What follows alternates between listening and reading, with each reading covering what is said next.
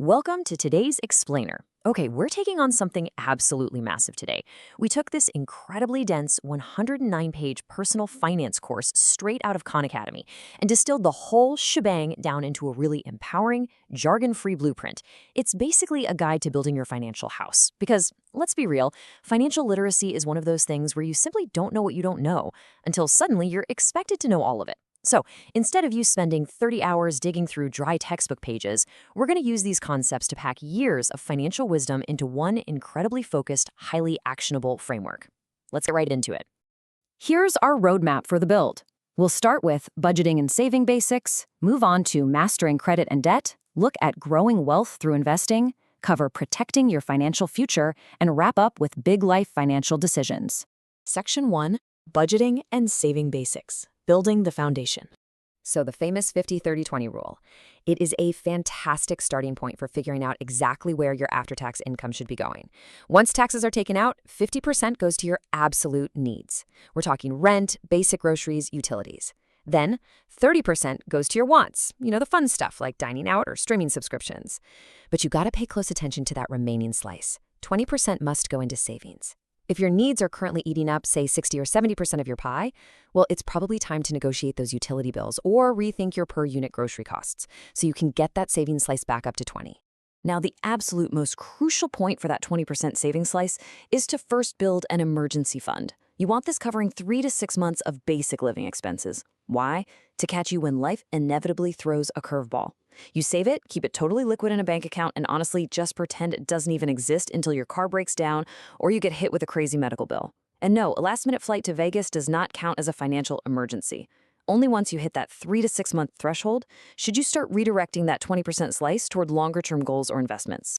As you start getting your budget in order, you really should track your net worth. It's actually a super simple calculation. You just take your assets, so the cash in your bank, the value of your car, and subtract your liabilities, which is just the money you owe, like credit card debt or a mortgage.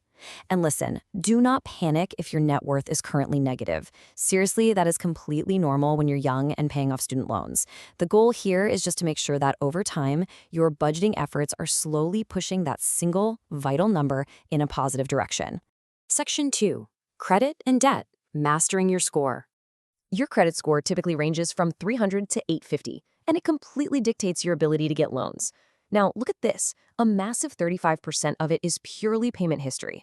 Like, are you paying your bills on the exact day they're due? Right behind that is credit utilization at 30%.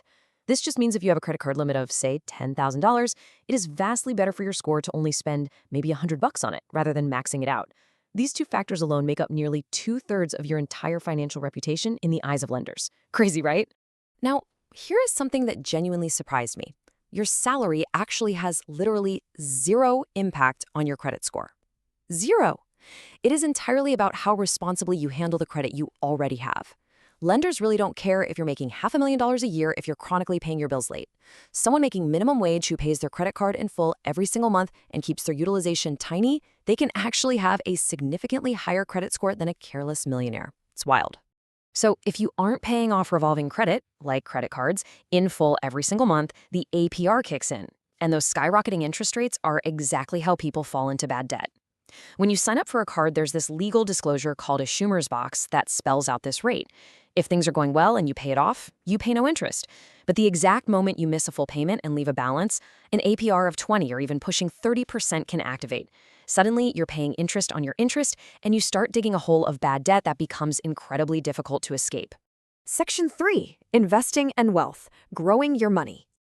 Okay, let's look at a fascinating scenario between two colleagues who take very different approaches to saving.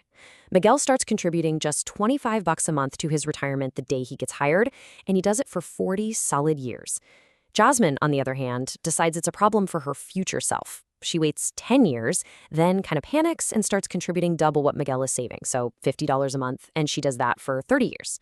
Who do you think comes out on top?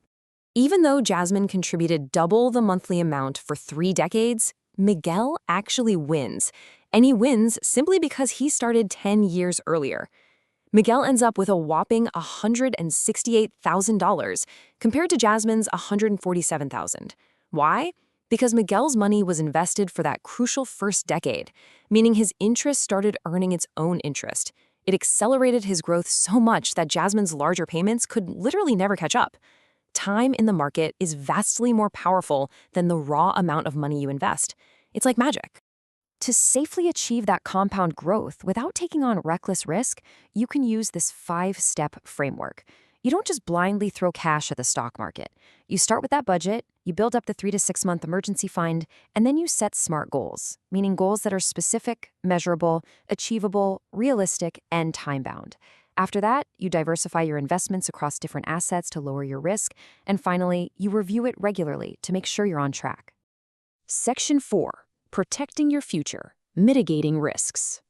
Look, I know insurance jargon is incredibly dense, but understanding terms like your deductible is totally vital. Because insurance isn't meant to make you money, it's strictly a tool to transfer risk and reduce catastrophic financial impact.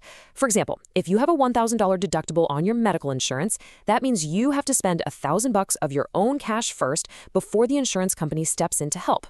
The crucial takeaway here is that you manage risk by transferring the most devastating costs to an insurer, effectively capping how much a disaster can destroy your net worth.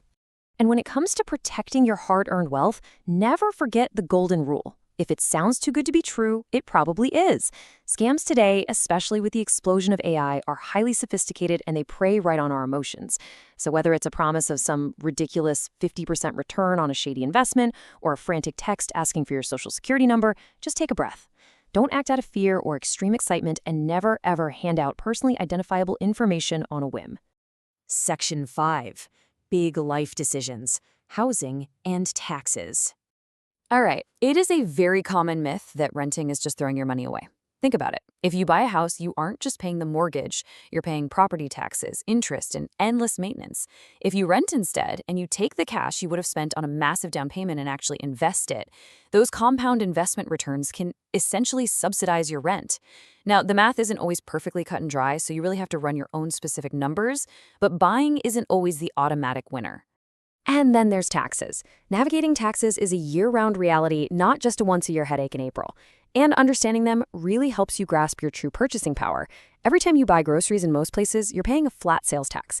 It is the exact same percentage whether you're a billionaire or a broke college student. Meanwhile, income taxes are progressive. As you earn more, your tax rate increases. Recognizing how much of your money is actually yours after taxes is super key to making sure your financial foundation stays rock solid. We've distilled a massive amount of foundational knowledge in this explainer, but recognizing what you don't know is the real secret to wealth. So what is the very first piece of your financial foundation you're going to build or repair today? Are you going to audit your budget and finally apply that 50-30-20 rule? Or are you going to log in right now and check your credit utilization? Or perhaps you're ready to start harnessing the magic of compound interest by setting up a small automated investment. The blueprint is right here in front of you, but the construction, that's entirely